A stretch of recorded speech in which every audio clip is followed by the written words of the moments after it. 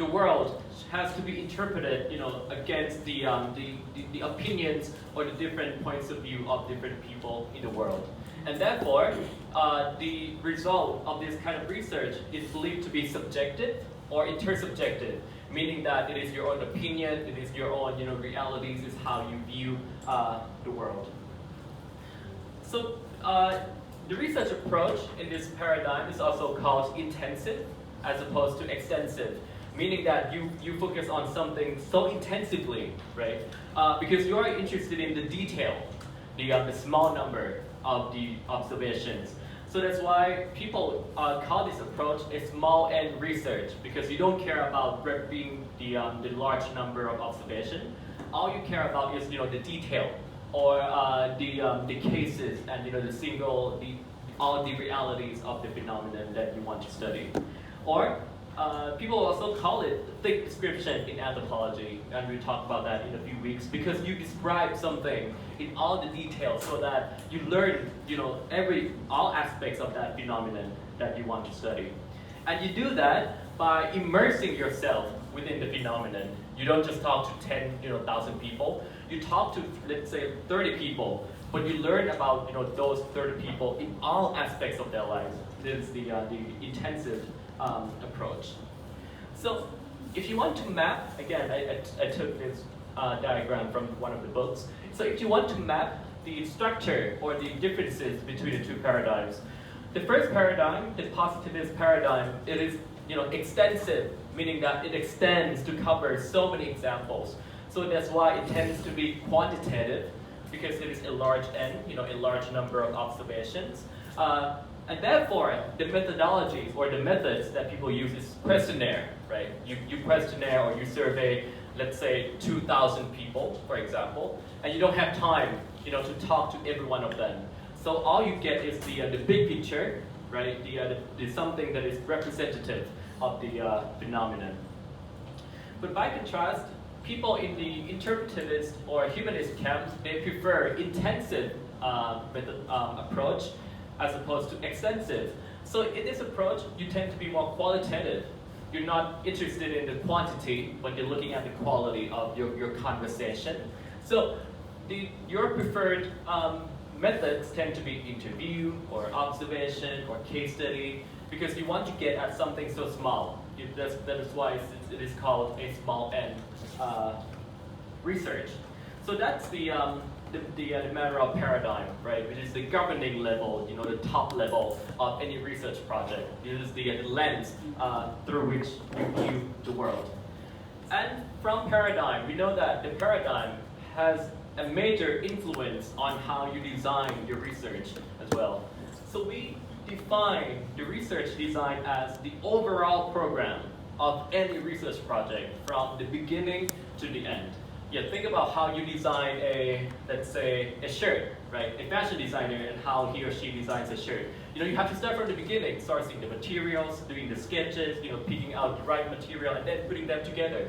Research design is similar. It is a very comprehensive, project, starting from the beginning, formulating the research question, picking the right research methods, and go out in the field collecting your data. And then you come back, and then you analyze your data, and then you draw your conclusions, and you present your arguments.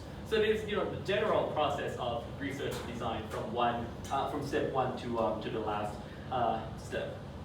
And last week, we also talked about probably the most important step in any research project, which is how to come up with a research question, right?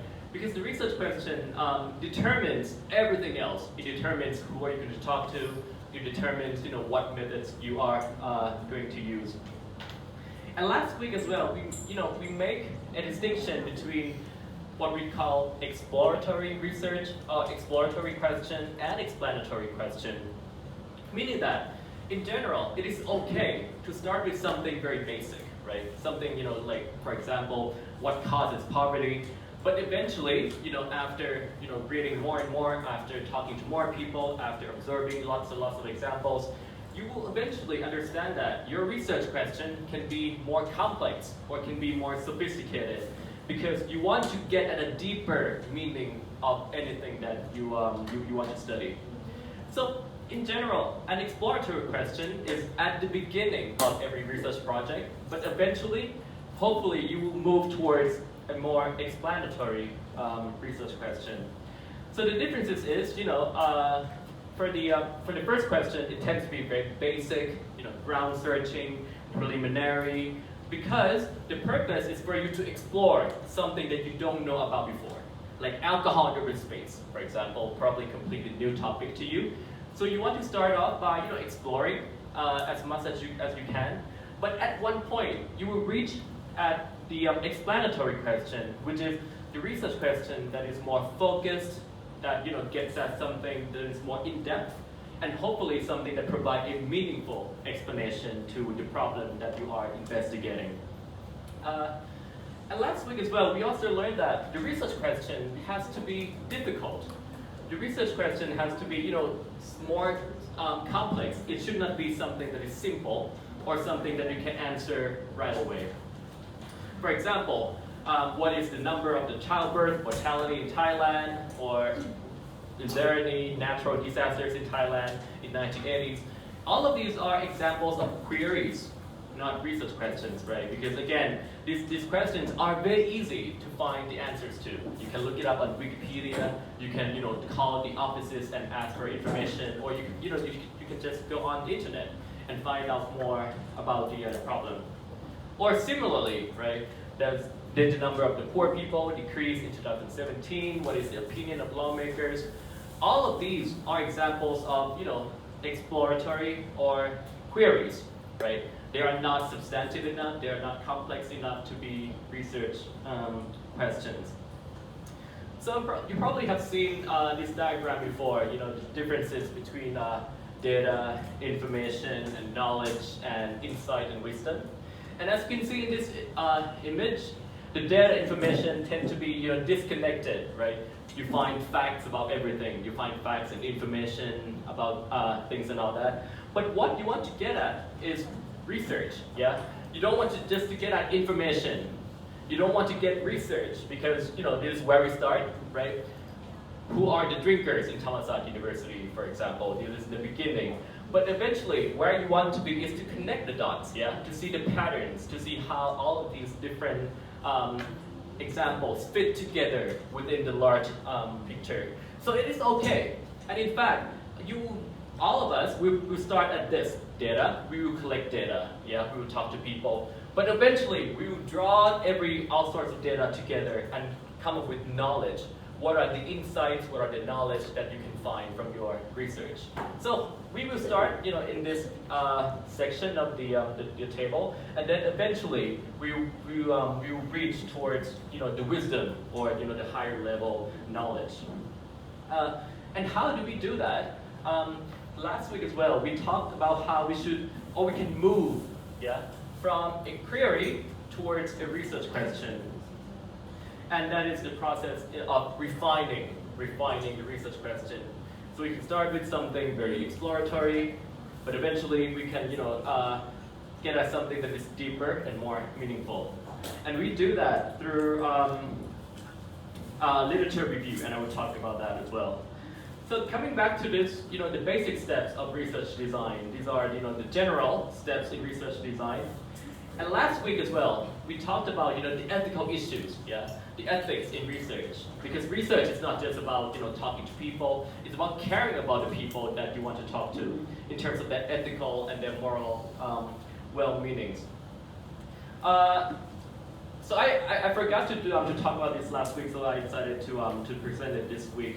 So in general, before you start any research project, you have to go through what we call ethical review committee at any university. It is a very common practice. So if your research is about human subjects, right, or people in general, so your proposal has to be approved by the university's ethical committee. For this class, you don't have to go through that because we are at the beginning. But I just want to give you information that it is like a law even. It is a regulation that you have to go through before you start any research project. Can someone think of a reason why? Why do we have to go through the ethical review committee before we start a research project? If you want to study about human and animals, in fact. Can you think of why?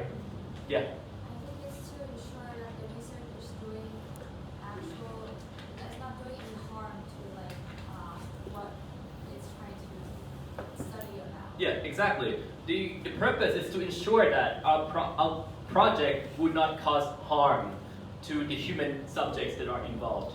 In particular, if your research project is about a sensitive population, the regulations will be very strict. So what are some of the examples of sensitive populations? Yeah. I'm sorry? About what? The king. Oh, the king? In fact, no. No, that's not a sensitive topic at all. No, there are much more sensitive topics than that, yeah. Like illegal migrants. Illegal migrants, Or yes. like tribes, like hidden tribes that don't Yeah, want- hidden tribes in the mountains. Any other example? Any other sensitive? Animals, yeah. LGBTQ. LGBTQ population, yes. People with depression. People with depression, yes. All of these are, examples of, sensitive populations. Children and the elderly, patients, prisoners, emotionally depressed or distressed person, or victims of abuse. Why do we have to care about them in particular when we do research? Because they are sensitive. Because they are sensitive, yeah, because they are not, or they are proven to be clinically sensitive.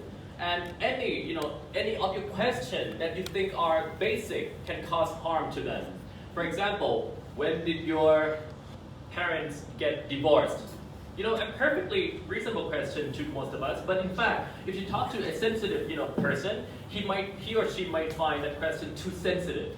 And in fact, the origin of the research review in the ethical review in research came from one particular incident so many years ago, decades ago. So the researchers, a team of researchers, they wanted to find out how would people react if they found out that their plane is about to crash. So they actually lied to the people on the plane, telling them that their plane is about to crash. Yeah, and they sent out questionnaire and survey.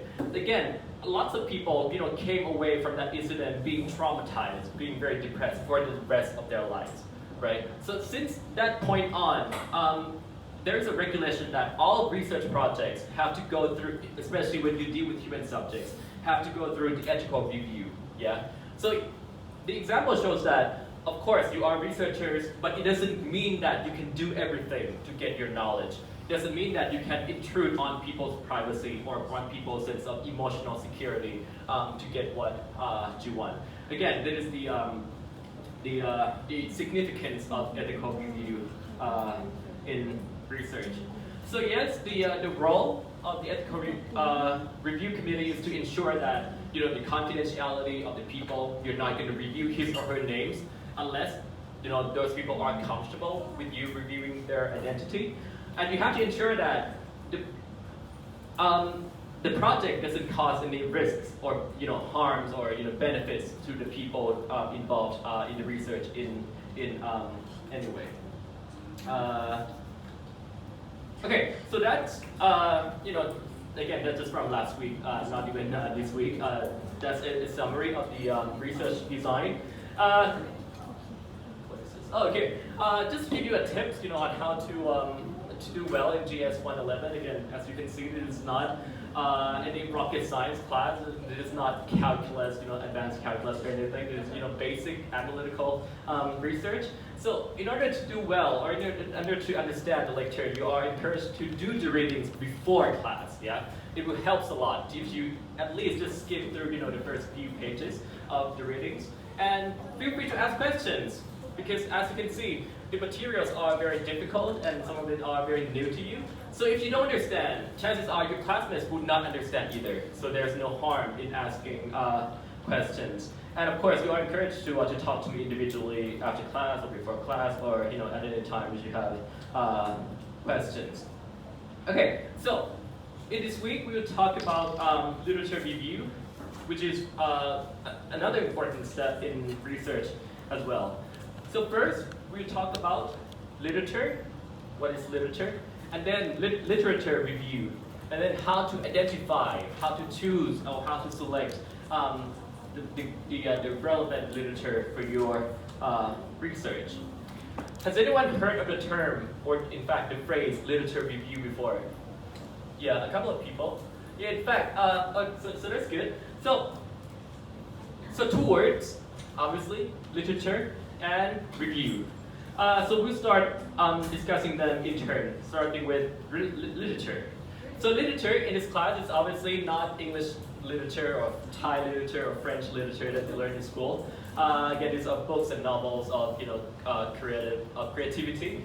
But the literature that we refer to is academic literature or scholarly literature.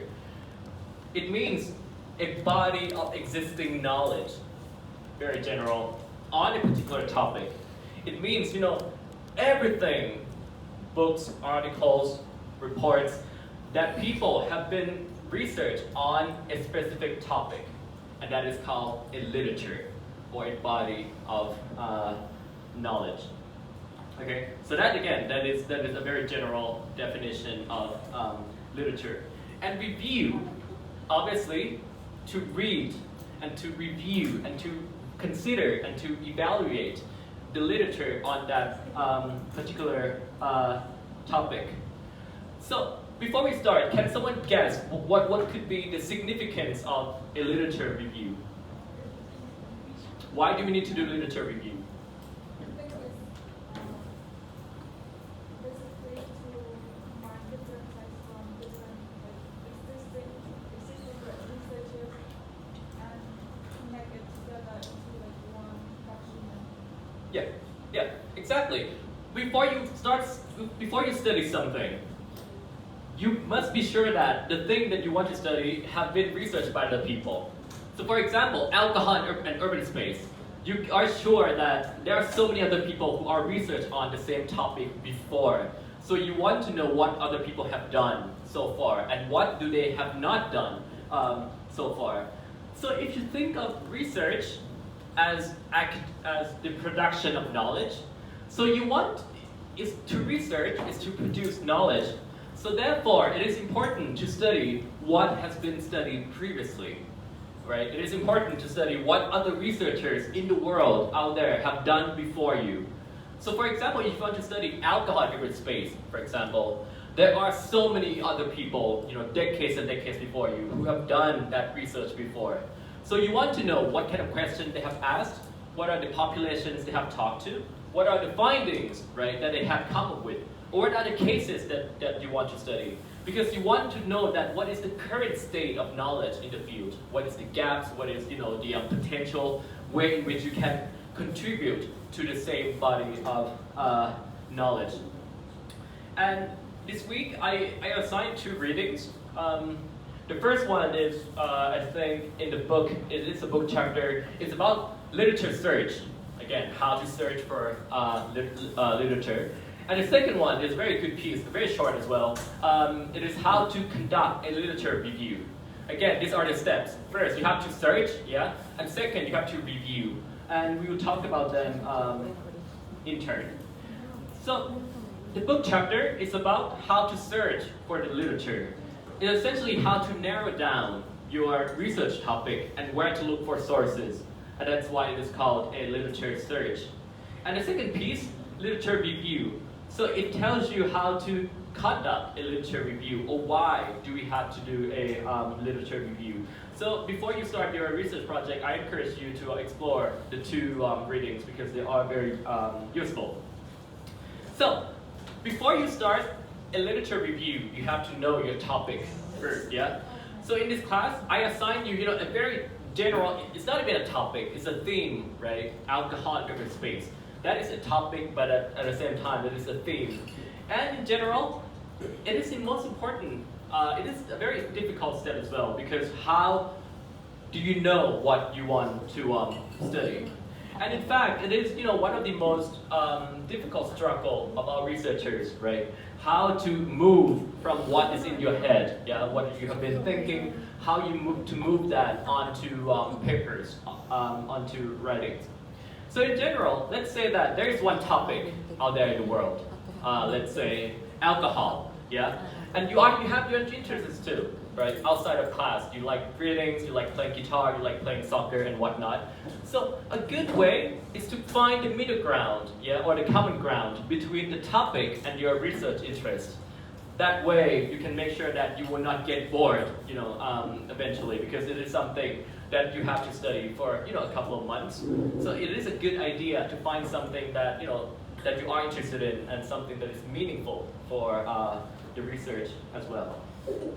So, in the book, in fact, in the 2 readings, they offer you, a useful guide on how to narrow down, from a list of wide-ranging topics into a single and focused research topic that you can conduct research on. So, for example, as I showed you last week, how to narrow down from the first question, very broad, very open-ended, into something that is more focused, something that is more structured, and something that is more meaningful. Yeah. What causes poverty? Of course, we know it is an important question, an urgent, pressing question, but it's not researchable because it is too broad to be meaningful. So you narrow down, right? You focus the research question by adding qualifiers, adding parameters. For example, adding theory, adding gender, adding location, adding time period, for example. Because again, you have to be realistic. You only have 4 months to conduct a research project, so it has to be something that is small enough for you to study. Yeah. So this is how you can add the parameters into your research. And in the book, they provide an example of drug addiction. Right, if you recall from the book. Again, a very important issue, but maybe too big. And a good analogy is not too clear from here, but this comes from the book, I think. So it is like an upside down pyramid. Starting at the base, the broadest period, drug addiction, and then drug addiction in North Carolina, drug addiction among students in North Carolina, high school students, in Chapel Hill, or something, something that gets narrowed down eventually. And you reach somewhere that you think, that is researchable, right? So that is how you narrow down your research project from something that is too big and too broad into something that is more meaningful. Or organic farming, right? Again, another popular topic and another popular business enterprise as well. Lots of entrepreneurs are now doing organic farming. Let's say that you want to do organic farming as well, but you don't know where you want to enter into that big world. So the book offers 3 related terms. Yeah, the broad terms, the related terms, and the narrow terms.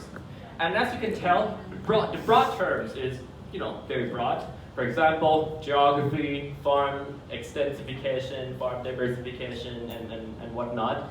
And then you proceed into something that is more narrow. What else is related to organic farming, organic agriculture, organic production? And then you reach at something that you can focus on. Soil, yeah? For example, fertilizers, yeah? Or farmers themselves. So this is how you know your niche in the world, yeah? Because you want to know where you are in the world. You don't want just to go and say that, okay, I'm doing organic farming. You want to present precisely what you are contributing to the world, which is soil, which is plant species, for example. Or urban planning, yeah, another example. Let's say that you're interested in urban planning, but it is a very broad topic. Within urban planning, there are so many subfields. You're talking about land law, you're talking about transportation, about poverty, about community development. And then you focus on something that is even more narrow, like building regulations, lack of community resources.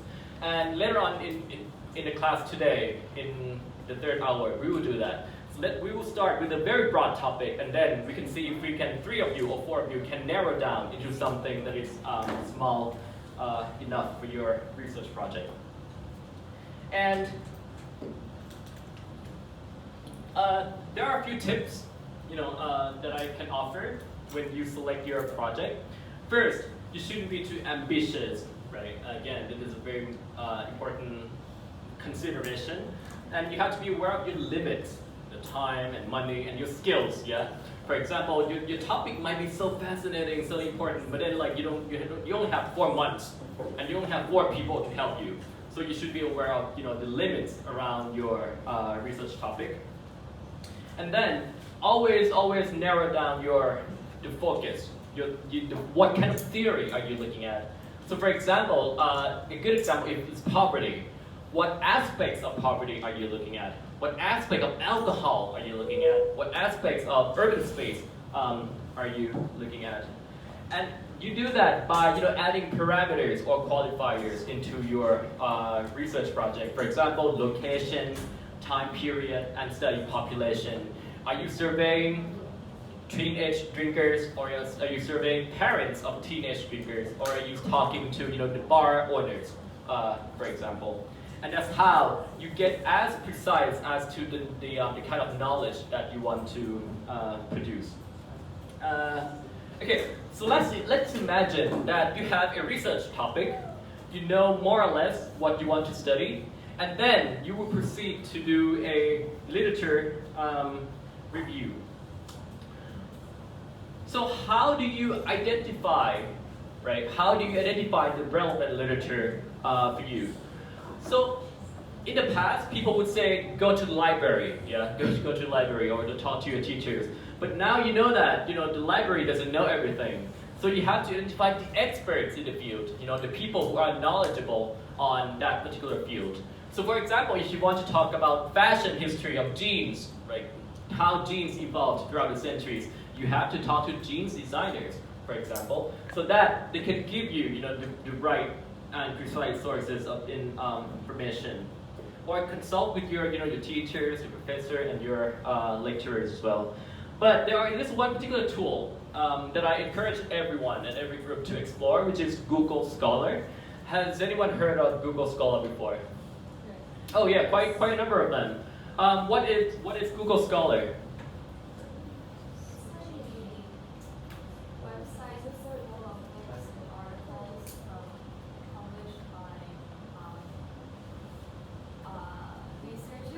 Yeah. And they have they show how many people cited this. Yes, exactly. So Google Scholar is the academic version of Google. So when you type in, let's say, if you type in Google, the normal Google, you get all kinds of information, yeah? But if you type the same thing in Google Scholar, you will get only academic results. You only get academic resources. So for example, so this is Google Scholar, like essentially google.com/scholar or scholar.google.com. Yeah, same thing to HTMLs. So if you type in income inequality, very broad topic, and this will be the results of information or the academic sources that you can use for your research. For example, the book, the number one result, economic growth and income inequality, has been cited, as over 10,000 times. So it means that this article is either very influential or very controversial, but nonetheless, it is very important in the field. It is so important that everyone has been, reading that article. So if you want to research income inequality, you have to be aware of that book, for example. And then, down the list you have social capital, income inequality, mortality, and you look for something that are, relevant or related to your particular research project. But like I said at the beginning, income inequality, like poverty, for example, is still too broad, yeah? So you want to narrow down. For example, you type in income inequality in Thailand, okay? Because this is the case that you want to study. And then you get a very different turnout of results. So for example, the first one, income distribution in Thailand, its changes and causes, structure, etc., etc. So if you type in alcohol in urban space, you will get the same thing. So it means that the more precise your search terms are, the better results you will get. Meaning that you actually have to know what kind of research question you are working with. So as a result, you will get better results on Google Scholars, just like Google, right? So for example, if you want to, let's say you want to find in Taylor in Bangkok. If you type tailors in Bangkok, you get tons and tons of results. But if you narrow down your search, tailor for specific kind of dresses, you will get better results. Yeah. So it works the same way for Google Scholar as well. The more precise your search terms are, the better results you will get. And yeah, there are so many shortcuts in Google Scholar, if you know. So if you add quotation marks around the terms, you make sure that you get the exact term on on Google Scholar. And you add "and" in all in uppercase UK, you get just the results in the UK. If you put "not" in America, it means you exclude that kind of findings. And again, there are so many very good shortcuts that you can use later on for your other classes as well. So for example, the first one is very useful, site and then colon. You make sure that you want to search information only on that site, yeah? So for example, if you want to find something about our school, you put site and then you type your search. Or if you want to find a PDF of something, you put file type and then colon PDF. There are, again, if you Google Google search shortcuts, this will show up. And I'm sure you have learned about citations in your academic writing class. Yeah.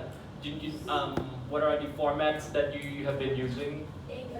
APA. So that is, and you know how to actually format it using by writing, using hand. So in fact, a better way to do that is using Google Scholar. I'll show you that.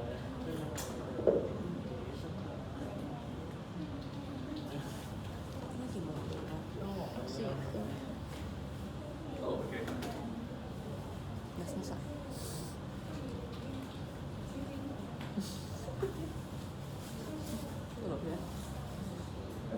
Okay, so this is the anatomy, right, of Google Scholar. If you click here, you can actually save. You can actually favorite the article, so you can come back later on as well. And this is how you cite, and it gives you all the citation format, so you can just cut and copy and paste, without having to write. So if you use APA, you can just select all and then copy and then paste onto something, without having to write anything. Or if you use Chicago, whatever formats you use, like MLA, APA, and Harvard. Again, they're not always reliable, but most of the time they are reliable. It gives you the basic references, meaning that you don't have to write all the citation yourself. Again, so if you click at the quotation marks right here, and it would show you all the the citation formats. And this is another interesting. So for example, if you have read the first article and you found it interesting and you want to know who else have been citing that kind of piece, you click here, and it will show you all the articles that have been citing that particular book. See, this is all the articles that you have been citing the same book. So if you type in alcohol.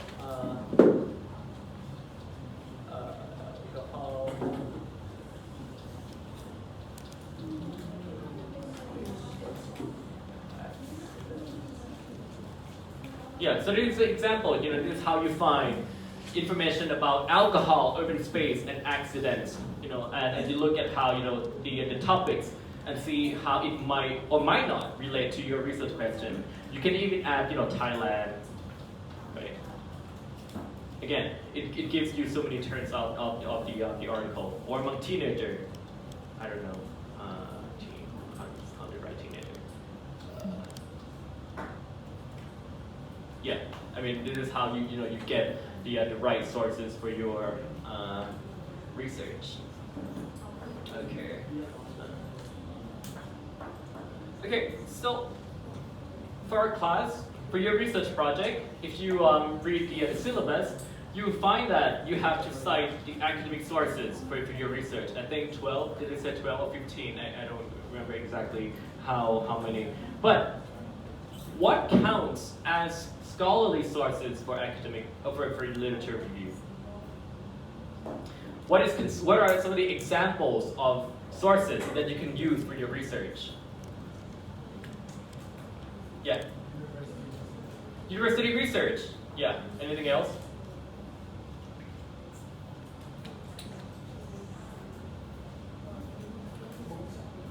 Books.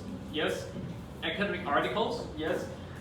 There are so many types of academic sources, but you want to make sure that your sources are scholarly in nature, meaning that they are academic books, they are academic articles, they are not, magazines. Of course, you can cite magazines, or other popular media as well. But be sure that the differences is that the academic books, they are written by academics, so they are more reliable because they have to be peer reviewed. They have to be analyzed by other people.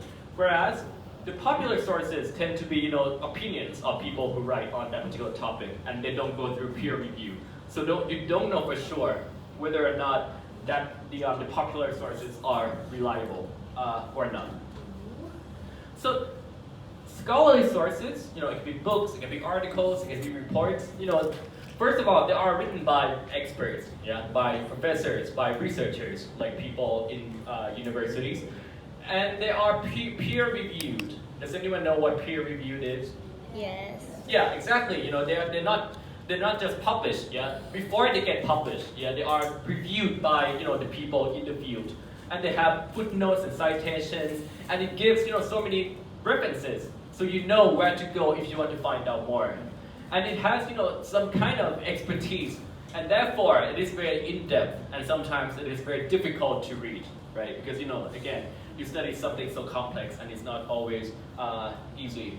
And usually, it is part of an academic journal. But if you read, like, for example, popular journals, it doesn't go through peer review, it doesn't have citations, right? If you read newspaper articles, for example, it doesn't have citations at all, and it doesn't have footnotes. So you don't know, how the author writes that article in the fashion magazine, for example. So there are, some of the acceptable sources for academic research. So for example, for a class, the most preferred sources is obviously academic journals or academic books. And okay sources are, for example, policy reports, government reports, websites or institutional websites, the UN, for example. But we prefer the academic journals because, again, for reasons that have already been mentioned. And Wikipedia, of course, it is very useful. I don't want to deny that, right? But use that as your starting point, your point of departure. Yeah, you start with Wikipedia, and hopefully, the insights on Wikipedia will lead you somewhere else, somewhere that is more meaningful, somewhere that is more focused and higher quality. Okay, so that's literature search, just the beginning. So you search for the literature, so that's the first step. So let's imagine that you have searched for all the literature that you want to do. So the next step is to review. And in fact, it is a very difficult step. How do you make sense of all the articles, of all the readings, of 10, 20 sources that you have gathered? It's a lot of information. How do I make sense of them? How do I review them? So again, in the second reading, it gives you a very useful guide. Chances are this is your first time conducting a literature review. So I encourage you to read this piece on Canvas that is part of this week's readings. It shows you how, the step-by-step guide of how to conduct a literature review.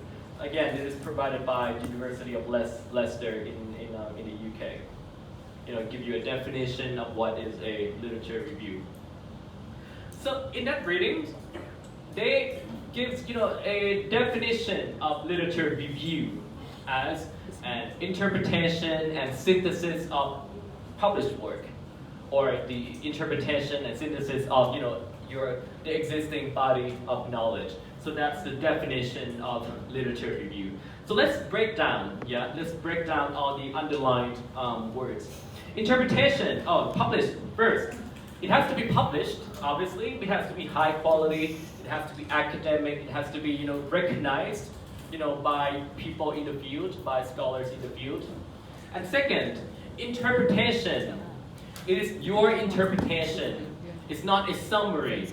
Literature review is not a summary. It is your interpretation. It's your active analysis. You read, right, and you analyze. So it's a mix of description on the one hand and your comment on the other.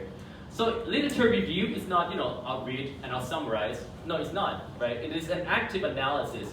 You look for, similarities and differences. You look for weaknesses. You look for potential insights that you can develop upon. So that's why I keep saying, literature review is in fact very difficult, right? Because it's not just summarizing, it is analyzing, yeah? And synthesis. So it is bringing everything together, yeah, in a structure. Again, synthesis is not just, summary, because you have to have a structure. You have to draw your own conclusions. Let's say that you read 10 articles for your literature review. What are the insights that you can synthesize from that connections? What are the connections that you can draw from the 10 articles that you read? Or what are the weaknesses, right? Research is not perfect, yeah? There are smart people, there are so many smart people, but there are potential gaps that you can identify and potentially contribute to. So you can do that after you do a literature review, and it is how you do it, yeah? And interpretation and synthesis of academic body of work. What is the role of literature review? So first, it gives the audience or the reader, a sense of where you are in the wider economic field. We know that you study alcohol, but what about alcohol in particular are you looking at? What area, what field, or what sub-discipline are you looking at?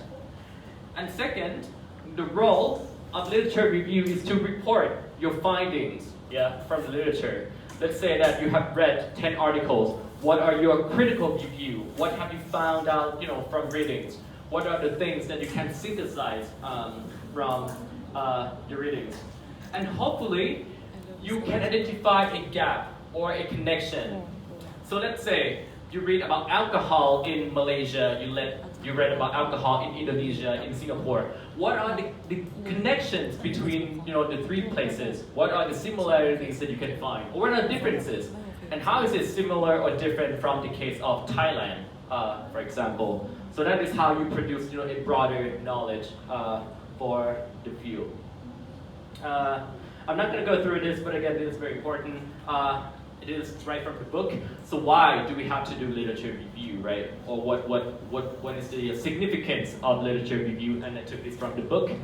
It gives you ideas, yeah? Sometimes you don't know what you want to study. So it's good to start reading and see what other people have done in the field before. And then another important issue is number 2. You have to know what other people have done so far, what other people have done thus far in the field, so that you don't want to repeat, yeah? In fact, you want to contribute something new to your particular research. But again, there's a long list, so I encourage you to explore that in the book as well. And when you start to do your literature review, you will find that, in fact, it is a very difficult and especially, at least for myself, and humbling experience. What is humbling? What does humbling mean? Yeah, what does it mean when someone says that, okay, this is a very humbling experience?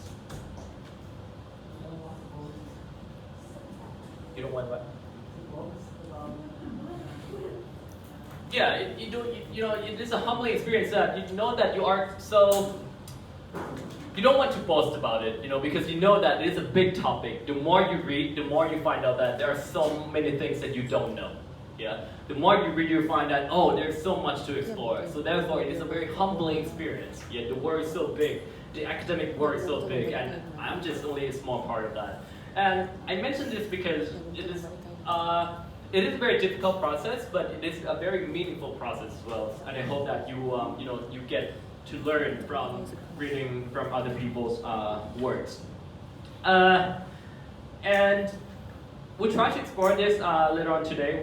So I'm not going to go through all of them at this point. But there's no shortcut for literature review. The only way to do literature review is to read, yeah? But read actively, read for connections, read to see if there are patterns or similarities or commonalities among the sources that are presented to you. And believe it or not, but there is a relationship between the literature review and the research question. So coming back to this diagram that I showed you earlier, so all of us, we start with the first level, exploration. We're just exploring, and then eventually we'll get deeper and deeper, and I hope that you'll get deeper and deeper. But you do that through literature review, yeah? It is impossible for you to know something new without reading. So literature review is how to help you, deepen your question, research question over time, from level 1 to level 2 to the level that is deep enough for your research. And in fact, the relationship between the literature review and the research question is a very iterative process. What is iterative? What does iterative mean?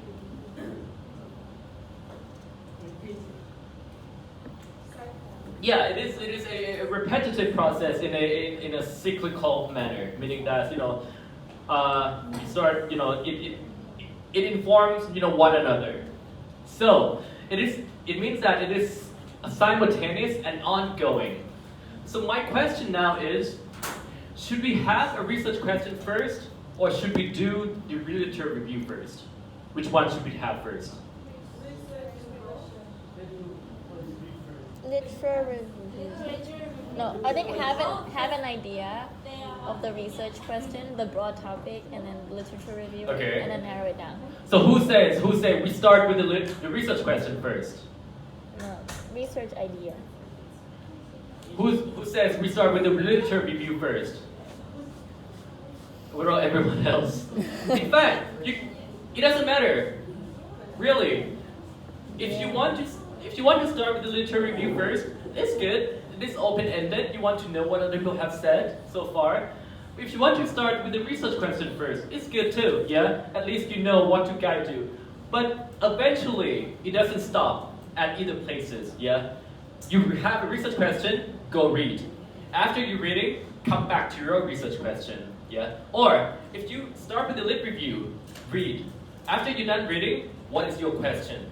If you still have a question, read more literature review. And that's how it is an iterative process. That's how it is a cyclical process, or how a repetitive process, until you keep refining and refining until you get something that is researchable as a research question. So it doesn't matter, wherever you start, it doesn't matter. The most important thing is you don't stop with either. Yeah, you have a question and you read, and then you come back to your research question. Again, in fact, this is how it works in reality, even for myself as well. In general, you start with a loose research question, but over time, you get something that is more meaningful.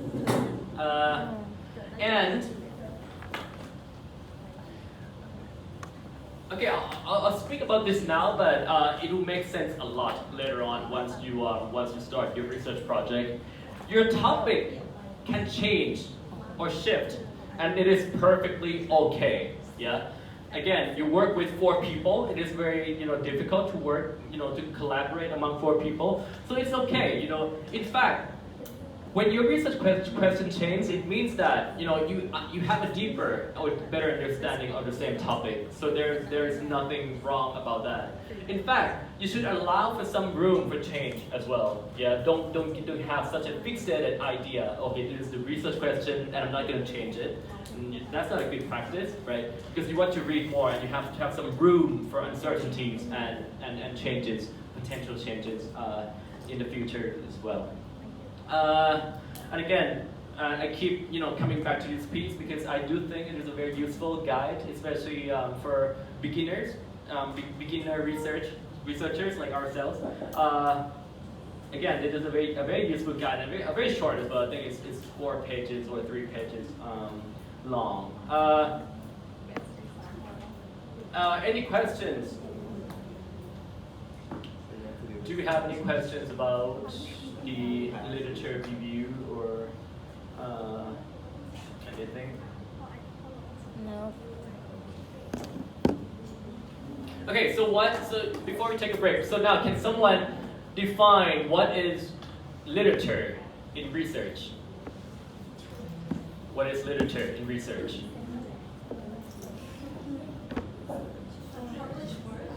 Yeah, published work about what?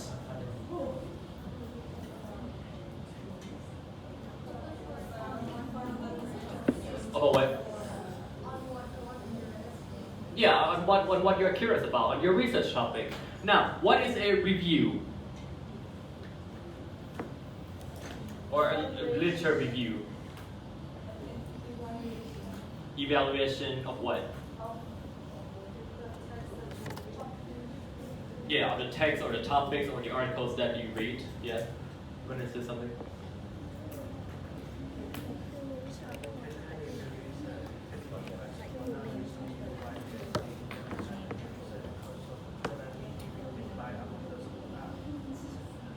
That's the definition. Okay, yeah. Okay, can you speak louder so that everyone can hear?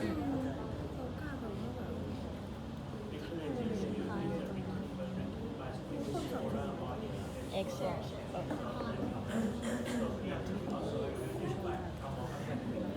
Which is a discovery of what? A new knowledge. Yeah. So that's you can find new knowledge through the work of literature review as well. Okay, so we'll take a quick break, and then we'll come back and discuss more about literature review.